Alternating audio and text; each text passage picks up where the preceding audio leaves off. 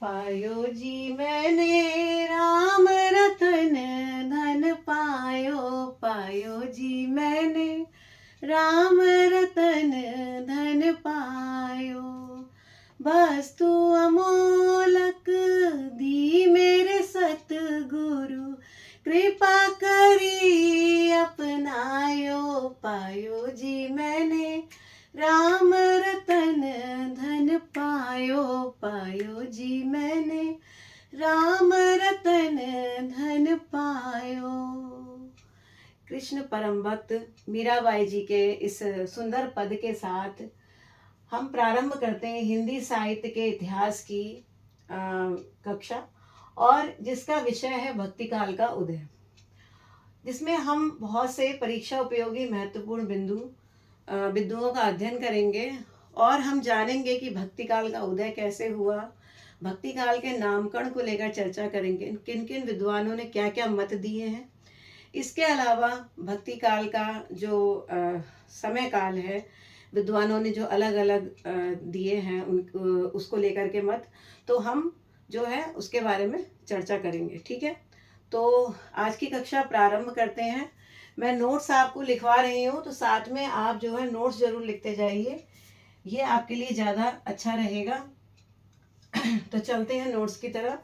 सबसे पहले तो यहाँ पर ये जानना जरूरी है, और ये प्रश्न बहुत ज़्यादा पूछा जाता है परीक्षाओं में, चाहे वो टीजीटी, पीजीटी, नेट, किसी की भी परीक्षा हो, कोई परीक्षा हो, ये प्रश्न ज़्यादातर सभी परीक्षाओं में आया है कि भक्ति शब्द का विकास किस धातु से हुआ है, संस्कृत भाषा की किस धातु से भक्ति शब्द का विकास हुआ है। तो हमारा जो उत्तर होगा वो क्या होगा, भक्ति शब्द का विकास भज धातु। ठीक है, भक्ति शब्द का विकास किससे हुआ है, भज धातु से।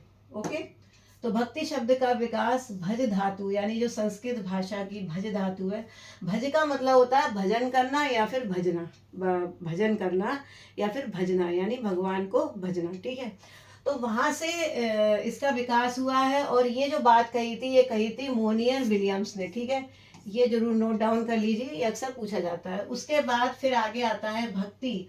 भक्ति शब्द का उल्लेख किस उपनिषद में मिलता है। ठीक है, तो भक्ति शब्द का उल्लेख वैसे कई उपनिषद में मिलता है, लेकिन सर्वप्रथम जिस उपनिषद में मिला है वो है श्वेता श्वेतर उपनिषद। ठीक है, जितनी भी इंपॉर्टेंट चीजें हैं वो मैं अंडरलाइन करती जा रही हूँ। ठीक है, इंपॉर्टेंट पॉइंट्स तो आप उनको देखते चलिए। ठीक, श्वेता श्वेतर उपनिषद याद रखिएगा। अब आता है भक्ति काल का समय। ठीक है, भक्ति काल का समय जो है वो अलग अलग विद्वानों ने अलग अलग दे रखा है। ठीक, अलग अलग अपने अपने मत दिए हैं। तो भक्ति काल का जो उदय हुआ, उसके समय काल के बारे में अगर रामचंद्र शुक्ल की बात की जाए, आचार्य रामचंद्र शुक्ल, उन्होंने संवत 1375 से 1700 तक का दिया। अगर सन की बात करी जाए तो 1398 से 1643 ईस्वी तक का समय है। हजारी प्रसाद द्विवेदी जी ने 1400 लेके 1700 तक का जो है समय दिया। इसके अलावा सामान्य समय काल, जो आदर्श समय काल माना जाता है, वो है 1350, ज़्यादातर हर किताब में मिलता है। ठीक है, अलग अलग विद्वानों ने अलग अलग मत दिए, लेकिन जो सामान्य काल माना जाता है वो 1350 से 1850 ईस्वी के बीच में। ठीक है, तो ये पूरा जो काल है ये है आपका भक्ति काल। ठीक, अब बात ये आती है कि भक्ति काल का नामकरण कैसे हुआ और किस किस ने क्या क्या नाम दिए। ठीक है, मैं बिल्कुल पॉइंट टू पॉइंट बात करूंगी। ज़्यादा जो हमें अपने समय को बचाना है, और पॉइंट टू पॉइंट हमें चीज़ों को लर्न करना है। हमें हार्ड स्टडी नहीं करनी बल्कि स्मार्ट स्टडी करनी है, जिससे हम कम समय में ज़्यादा से ज़्यादा गेन कर सकें। ठीक है, तो अब आता है भक्ति काल का नामकरण। तो भारतीय साहित्य का स्वर्ण युग। ठीक है, एक आता है स्वर्ण युग और एक आता है स्वर्ण काल। ठीक है, ये दोनों प्रश्न जो पूछे जाते हैं, तो इसमें ज़्यादातर स्टूडेंट जो कंफ्यूज हो जाते हैं। तो याद रखिए, अगर स्वर्ण युग आता है तो डॉक्टर श्याम सुंदर दास जी, और अगर स्वर्ण काल आता है, ठीक है, भारतीय साहित्य का स्वर्ण युग डॉक्टर श्याम सुंदर दास जी ने कहा, और भारतीय साहित्य का स्वर्ण युग जो है वो भक्ति काल को किसने कहा, ग्रियर्सन ने कहा। ठीक है, ग्रियर्सन एक बहुत बड़े विद्वान थे। जब हम पढ़ेंगे आगे, जब नामकरण, जो काल विभाजन के बारे में जब मैं आपको बताऊंगी आगे, तो इनका नाम जो है वो विशेष रूप से लिया जाता है। ठीक है, तो स्वर्ण युग डॉक्टर श्याम सुंदर दास, और स्वर्ण काल ग्रियर्सन, ठीक है, ये आपको याद होना चाहिए।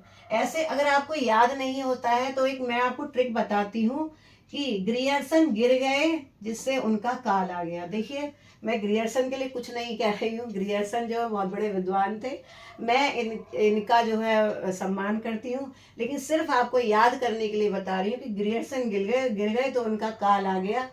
तो इसलिए जो है इस तरह से आपको याद हो जाएगा कि ग्रियर्सन में काल है, डॉक्टर श्याम सुंदर दास युग हो गया, ठीक है, जिससे आपको कंफ्यूजन ना हो एग्जाम में, ठीक। उसके बाद फिर आगे चलते हैं, फिर आता है भक्ति काल। भक्ति काल जो नाम दिया था वो दिया था आचार्य रामचंद्र शुक्ल जी ने, ठीक है, ये तो सभी को पता होगा, बहुत कॉमन क्वेश्चन है, ठीक है, आप 10th क्लास से पढ़ते चले आ रहे हैं इस क्वेश्चन को। भक्ति काल जो है वो नाम किसने दिया था? आचार्य रामचंद्र शुक्ल जी ने, ठीक है। उसके बाद फिर आता है लोक जागरण काल। लोक जागरण काल जो है वो डॉक्टर हजारी प्रसाद द्विवेदी ने नाम दिया था, ठीक है, यानी लोगों को जगाने वाला, लोगों को अवेयर करने वाला जो काल था, लोक जागरण काल, वो किसने कहा? आचार्य हजारी प्रसाद द्विवेदी जी ने कहा, ठीक है। अभी मैं इन सब पर अच्छे से चर्चा करूंगी जिससे आपको और भी ज्यादा क्लियर हो जाए, ठीक है। और भी कुछ मैं आपको विशेष बातें इसे बताना चाहूंगी कि जो रामचंद्र शुक्ल जी ने जो थे, उन्होंने इसको पूर्व मध्यकाल भी कहा था, ठीक है। उस आचार्य रामचंद्र शुक्ल जी ने इसको पूर्व मध्यकाल भी कहा था, ठीक है। ये और आप नोट डाउन कर लीजिए। और इसके अलावा एक नाम और भी आता है, वो है मिश्र बंधु, ठीक है, ये आप अलग से लिख लीजिए, इसमें लिखा नहीं है, मिश्र बंधु। तो मिश्र बंधु कौन कौन थे आप मुझे कमेंट करके बताइएगा, ठीक है, कमेंट बॉक्स में। मिश्र बंधु जो है उन्होंने इसे क्या कहा? माध्यमिक काल कहा, उन्होंने इसका नाम माध्यमिक काल जो है वो रखा, ठीक है। तो ये आपको पता होना चाहिए, ठीक है। तो ये मैंने कुछ आपको नामकरण के बारे में बताया, ठीक है, बहुत ही इंपॉर्टेंट पॉइंट्स है। इसके बाद चलते हैं आगे के नोट्स की तरफ, ठीक है। फिर आता है भक्ति काल के उदय के क्या कारण थे, यानी भक्ति काल कैसे उदित हुआ, क्या क्या रीजन रहे, ठीक है, तो हम जानने की कोशिश करते हैं। कई अलग अलग विद्वानों ने अलग अलग जो है मत दिए अपनी अपनी तरफ से, तो देखते हैं कि क्या क्या मत थे। जैसे रामचंद्र शुक्ल जी ने क्या कहा? रामचंद्र शुक्ल जी ने कहा कि जो भक्ति काल का उदय हुआ था वो इस्लामी आक्रमण के कारण हुआ था। आपको पता है कि जो ये भक्ति काल का जो समय है वो कहीं ना कहीं मुगल काल के इर्द गिर्द चलता है, यानी वो काल जिसमें, यानी उससे थोड़ा सा पहले का भी काल हम ले सकते हैं, जब मुस्लिमों ने भारत पर आक्रमण किया था, ठीक है।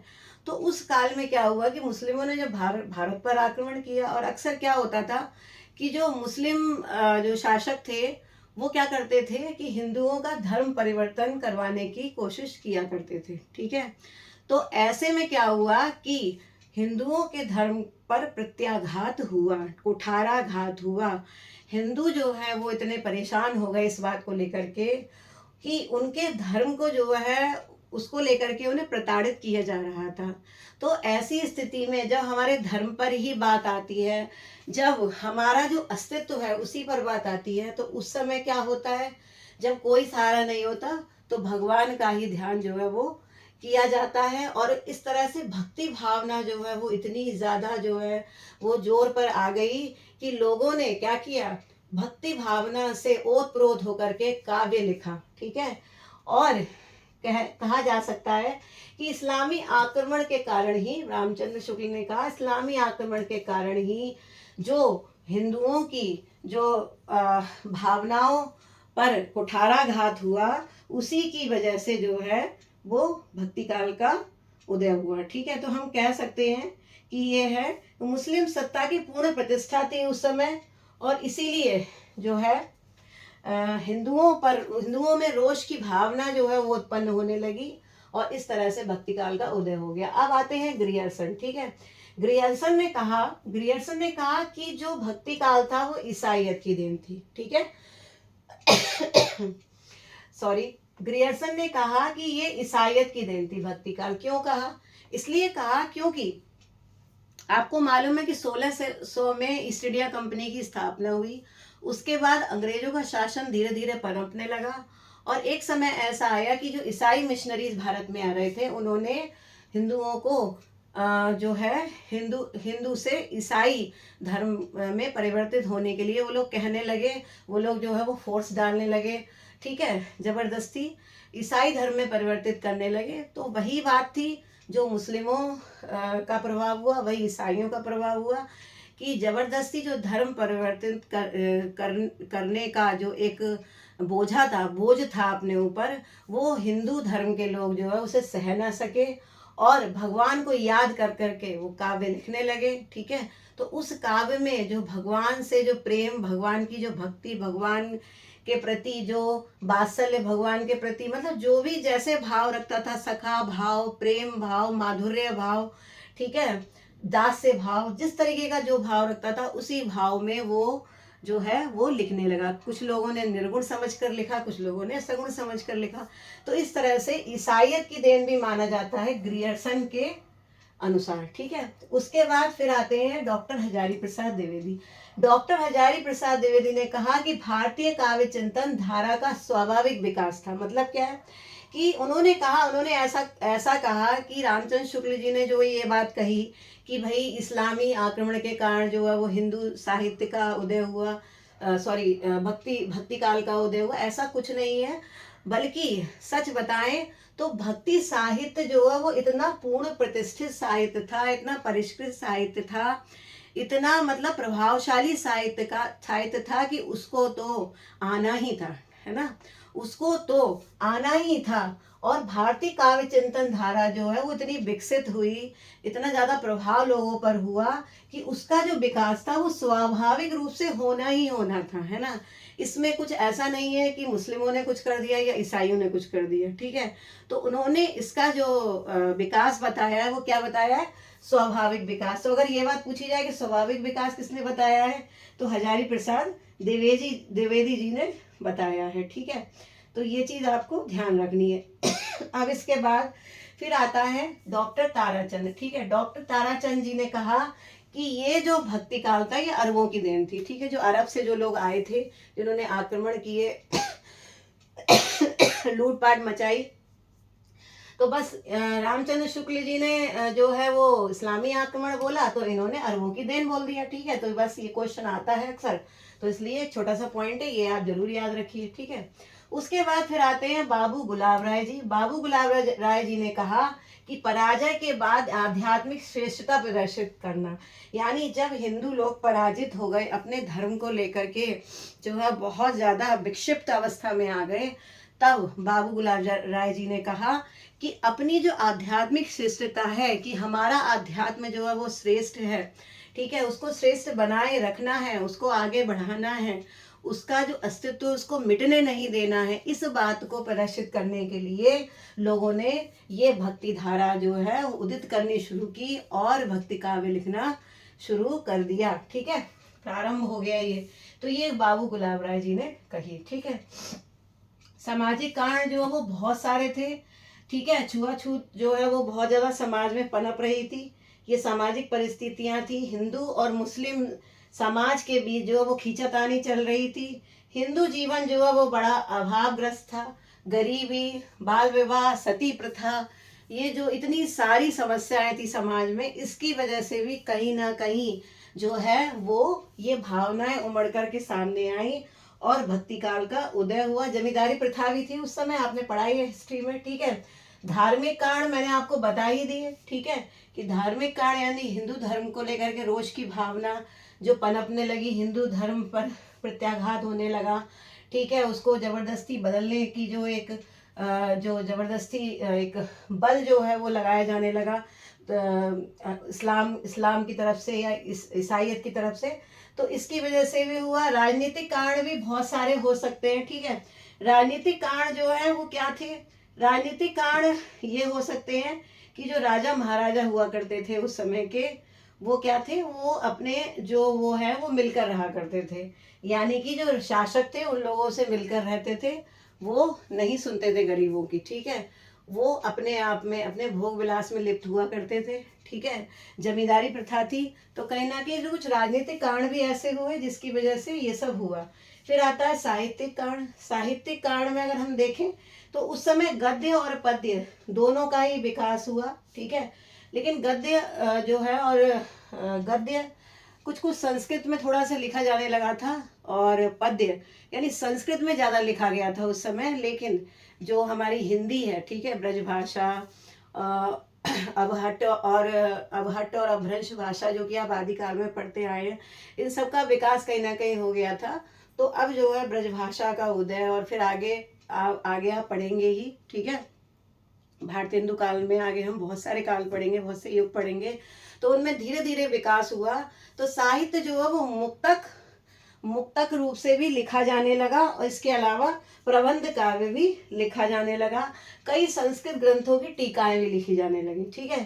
तो इसीलिए चूंकि कुछ ना कुछ कहा जा सकता है कि साहित्यिक कांड भी रहे, इसकी वजह से ये सब हुआ। उसके बाद आता है भक्ति धर्म का रसात्मक रूप है। ये बात किसने कही? ये जो वाक्य है ये बहुत ही ज्यादा इम्पोर्टेंट है परीक्षा की दृष्टि से। धर्म का रसात्मक रूप है क्या? भक्ति। भक्ति जो है वो धर्म का रसात्मक रूप है, ठीक है। ये बात किसने कही?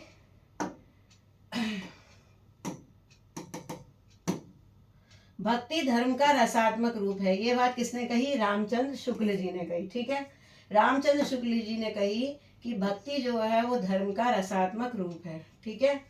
और ये आप देखिए नीचे जो लिखा हुआ है ये लाइन, इस पर ध्यान दीजिएगा कि जो भक्ति का उदय है, ठीक है, भक्ति का उदय जो है, भक्ति का उदय, जस्ट 1 मिनट, भक्ति का उदय जो है वो दक्षिण में आलवार भक्तों के द्वारा हुआ था, ठीक है। आप ये बात भी लिख लीजिए कि भक्ति का उदय किसके द्वारा हुआ था? दक्षिण में आलवार भक्तों के द्वारा हुआ था, ठीक है। दक्षिण में आलवार भक्तों के द्वारा भक्ति का उदय हुआ था, ठीक है। मैं यहाँ लिख देती हूँ, भक्ति का उदय दक्षिण में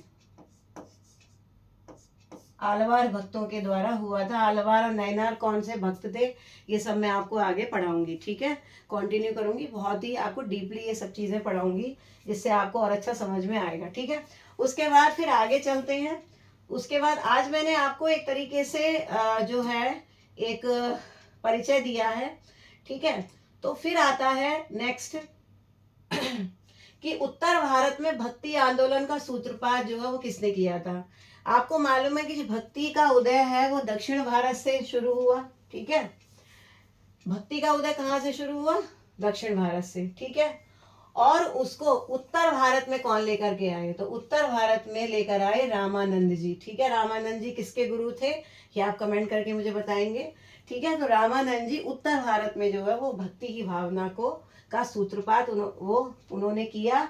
इसका जो एक प्रमाण मिलता है कबीर के एक पद में कि भक्ति द्राविण, ये कबीर का दोहा है, भक्ति द्राविण उपजी लाए रामानंद।